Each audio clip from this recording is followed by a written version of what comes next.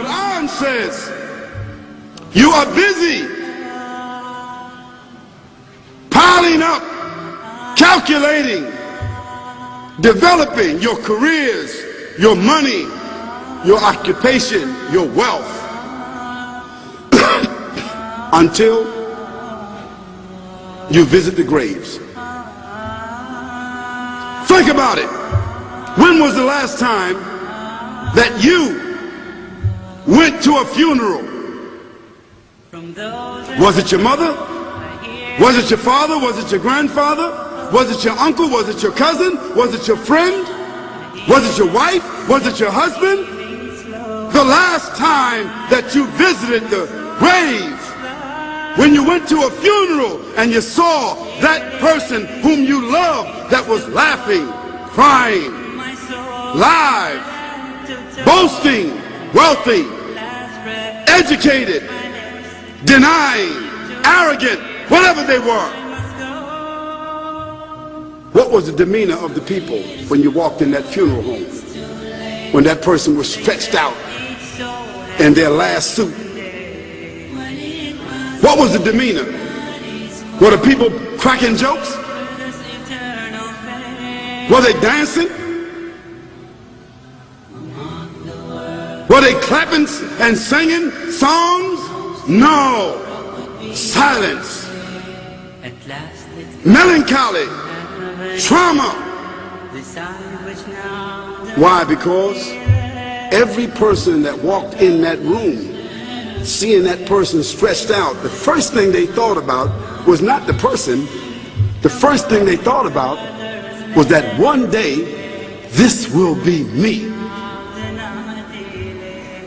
So Allah said, Alhaakumut takathur. All of us, all of you are engaged in running your mouths, doing your business, multiplying, buying houses, cars, business, whatever you're doing. And when you're told about God, religion, life, morality, you're saying, look, I ain't got no time for that. I ain't got no time for that. I don't want to hear that. I don't even believe in God. Matter of fact, I don't even know if I'm going to die, and if I do, maybe I'm coming back again. As a matter of fact, science is so sophisticated that I think really that they're on the verge of being able to solve the whole thing of death soon. We ain't got to die. If we got enough money, we don't even have to die. See how arrogant people can be until they visit the funeral house. And then after you go to the funeral house, if you got the guts, if you're able to do so, you go to the grave. And now this is another scenario. And you say to yourself, is that it?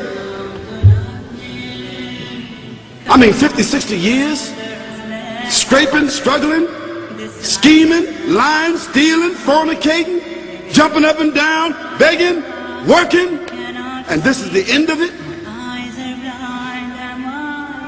I mean, is this what's going to happen to me? Are they going to be dropping me into a hole in the ground? A hole in the ground, the same hole that a cat digs after it defecates. Just a little deeper.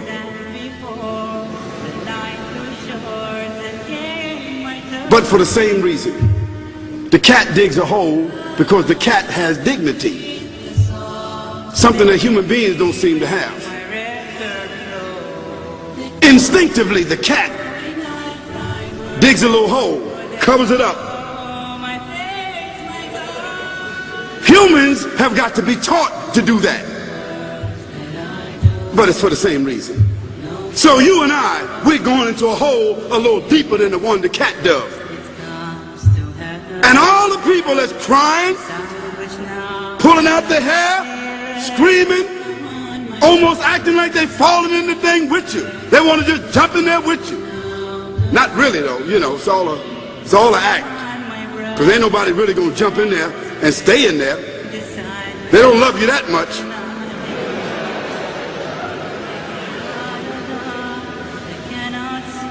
And then after all the shoveling get done, then they fill it up. And the box, you can't even see the box no more, the coffin that cost $5,000. I don't know what did they burn somebody a $5,000 coffin for? I mean, if I was a funeral director, after they left, I would dig them back up and put them in another box and take that box back.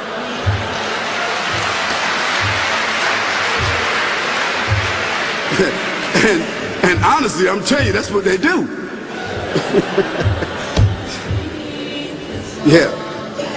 So after all the money and all the drama, and they dig that hole and put you in there and cover you up, and everybody goes back to the place, go back to mama's house or daddy's house or whoever's house, and we cook some chicken or whatever it is, and we do a little dancing and drink some scotch and forget all about that person, and then we want the lawyer to come now and talk about, divvying up the spoils. So if that woman who died had a husband, somebody else is going to marry him, you know that. And that man who died, that woman, in about 6 months or a year of grieving or whatever it is, she going to come to understand that she needs somebody else to be with, so she going to marry somebody. So that means if his suits are still in the closet and he can fit them, who going to wear them? So it really means that after all this time, and the people walk away from that grave, it's over. What about that person in the grave? What's happening? Because you know and I know that death is almost like sleeping. Death is like sleeping. Your body is gone. Your body is dead. Your spirit is gone. But your consciousness is there. Yes, brothers and sisters, you and I are going to know when the people put us in that box and put us in the grave. We are going to know. Your spirit is gone. You can't shout. You can't call out. You can't say, don't leave me here. But you're going to be hearing and you're going to be seeing, because that's a different kind of consciousness. But you can't move. And in that grave, this is when the real trauma is going to begin. Because there's a reason for humans to go inside the grave. If the Creator wanted to, He could have caused us to live and then disappear into the atmosphere. But He didn't. He caused us to go into another womb called the tomb. You started out in the womb of your mother, and you wind up in the womb of the earth called the tomb. From the womb to the tomb. This is the whole trip. And this is what you have to think about. That grave is going to be a place of drama and trauma. A place where you're going to be questioned before you're resurrected. What happens in the winter? All the leaves fall off the trees and the earth goes dead. And what happens in the springtime? The water comes, generates the earth again, germinates all over again, new grass, new leaves, new flowers, new fruits.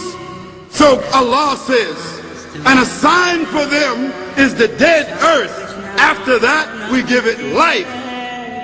And then you eat the fruits from that. So Allah says, the one who gave you life in the beginning, is He not able to give you life all over again in order to judge you? Yes, certainly.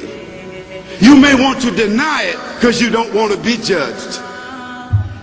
But you will be judged.